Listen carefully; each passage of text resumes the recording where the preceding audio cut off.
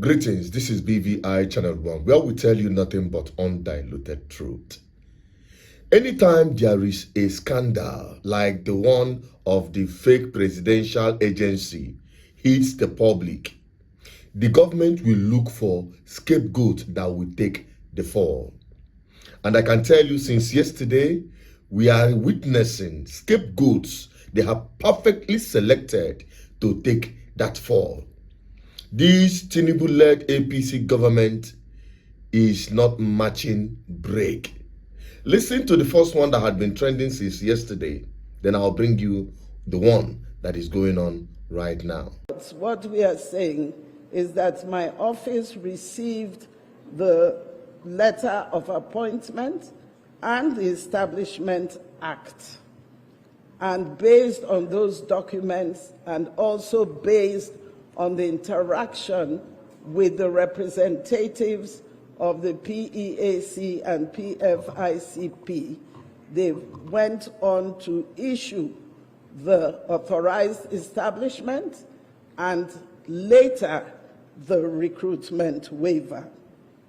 We now, having seen all the facts and observed all the documents, concede that we ought to have carried out more due diligence in the discharge of the duties of the office in issuing an authorized establishment and a recruitment waiver to the PEAC/PFICP.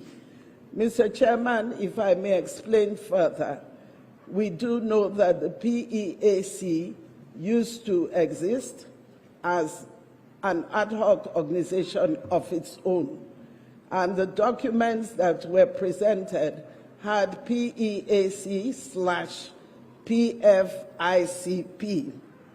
However, like I said, due diligence may have detected whether those documents were actually authentic. And that is it.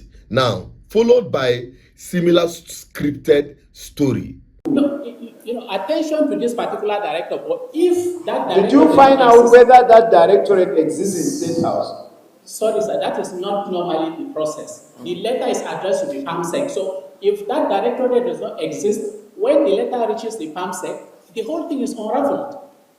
That is the way it is, sir. If you permit me. Okay, how comes that the letter was not delivered to the PAMSEC? That is a big question. Yes. That is actually the big question. Yes. So answer it. I don't have answer to that question because on 2nd of December, I was in Arusha, Tanzania with the Accountant General of the Federation.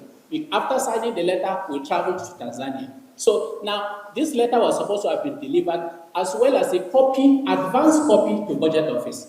Now, that advance copy to Budget Office was properly delivered from what I learned during this investigation, because I saw the stamp of the Budget Office there, But that one again was an advance copy. Yes. It was not to be acted upon. Yes. What Budget Office was supposed to do was to wait for a reaction from the main addressee of that letter, that's the PAMSEC State House, yes, before now acting on it. Yes. So that's an advance copy, sir.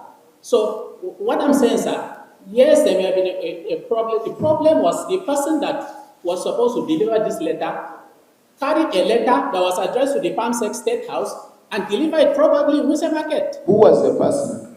If he is your staff, who was the person? Well, the schedule officer that was handling this was... What is his name?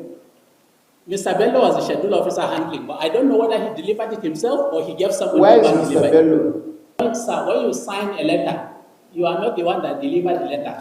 As a matter of fact, sir, on the 2nd of December 2024, I was with the Accountant General of the Federation in Arusha, Tanzania. I am not saying I am. Look, director.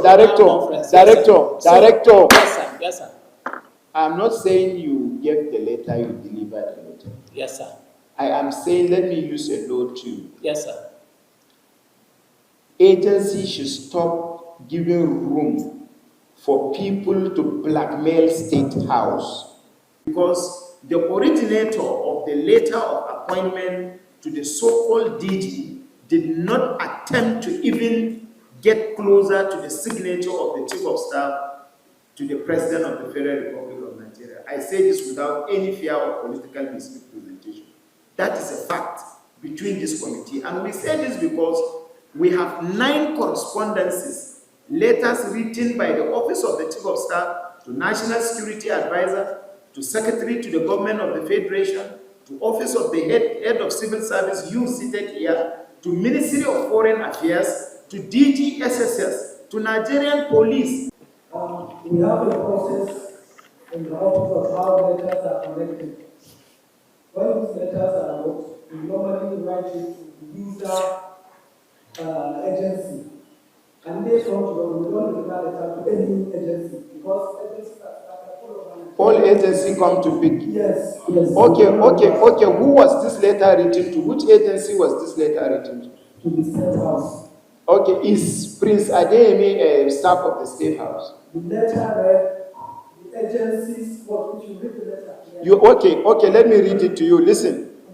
The Permanent Secretary, State House, Central District, Abuja, attention, Director, Administration and Support Service, which our investigation, those nomenclature does not exist. Now, we request for administrative court. I am directed to refer to a letter dated 7 November 2024 and the above subject matter and convey administrative court assigned to Presidential Foreign Investment Promotion Council in a chart of account. The court assigned to your establishment is 011020001 as table below. You are writing it to and pick the letter from you. Acknowledge on behalf of the State House and on behalf of the agency, but you knew that the letter was not addressed to the agency but addressed to PAMSEC. Thank you. And that is it. Now we are beginning to hear that government sensitive documents are being hijacked by unknown persons. They should come up with more stories. I also heard the IGP of police said that the main culprit, that's the Prince Adeyemi, the boss for that fake presidential agency or whatever, cannot appear before the House of Rep panel because of court order. The drama will not cease. Anyway, we are going to continue following them to the end. But why am I bringing this to you Nigerians? We all are already on the know that corruption and impunity is the order of the day. It has become a tradition within the Nigerian system, public service system, political system in this country. In fact, if you are not corrupt, you are not normal in Nigeria, as long as these institutions are concerned. Okay? Now, who are the end victims? You, the ordinary Nigerians. You can imagine the number of people I believe must have paid to get employment under this agency. The same agency that was used to scam Nigerian government completely, as they claim. Shielding those who are behind it. They are not trying to expose those who are behind the approvals. Because it cannot happen, it cannot be perfected without an insider's job. Who are these insiders? Now they are trying to make it look like a bureaucratic overlook or a bureaucratic failure, some kind of. But we know that what is happening, what is happening is right inside this government. Well, let me just keep it at this and bring to the attention of the Nigerian people, not just that the people who might have paid or bribed their way to get employment to some of these, you know how it works in Nigeria. But you Nigerians will continue taking the fall of the failure of this government, the impunity of this government. The corruption will continue hitting you hard, and you continue being the ultimate victim and losers. The only way to end it is to join the ballot revolution. The time is ticking. We only have few months to 2027 election. Let nobody deceive you. They will tell you that your vote will not count. They will tell you that your PVC is useless. These are the propaganda from your oppressors. If your vote cannot count or doesn't count, then why do they pay for it? Why do they want to buy it? If they are not afraid of election, why are they oppressing the opposition? I believe you understand this.